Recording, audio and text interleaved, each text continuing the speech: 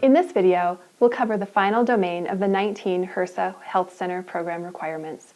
We'll be reviewing program requirements 17, 18, and 19 about board governance. The 17th program requirement covers board authority. The requirement reads, a health center's governing board must maintain appropriate authority to oversee the operations of the health center. The board's responsibility in carrying out this program requirement is to hold monthly meetings, to approve health center grant applications and budgets, to oversee the selection and dismissal of the health center CEO, as well as to conduct a performance evaluation of the CEO.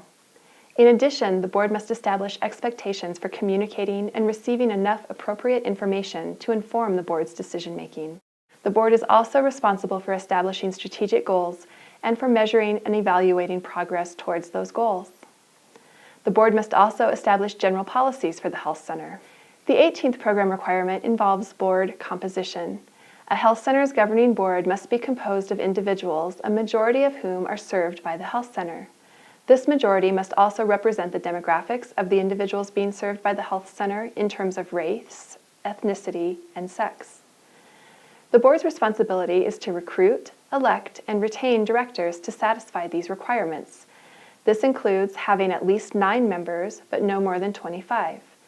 The non-consumer or non-patient members of the board must be representative of the community and must be selected for their expertise in community affairs, local government, finance and banking, legal affairs, trade unions, or other commercial and industrial concerns, or social service agencies within the community.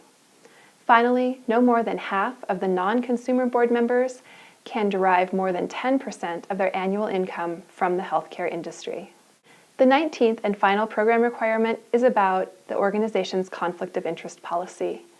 A health center's bylaws or written board policy must include provisions that prohibit a conflict of interest by board members, employees, consultants, and those who furnish goods or services to the health center. Specifically, no board member may be an employee of the health center or an immediate family member of an employee, and the CEO may serve only as a non-voting ex officio member. The board's responsibilities in carrying out this program requirement are to approve the conflict of interest policy, either in the bylaws or through a separate board policy. The board also must carry out the policy and document situations regarding conflicts of interest as they arise. Congratulations, you have just completed the Wyoming Primary Care Association's online training about board governance for federally qualified health centers. Please refer back to these segments as you need to for a refresher or for clarification on certain issues. There are also additional resources available to you in the links featured below these videos. Thank you for tuning in, and thank you for playing such an important role in your community's access to healthcare.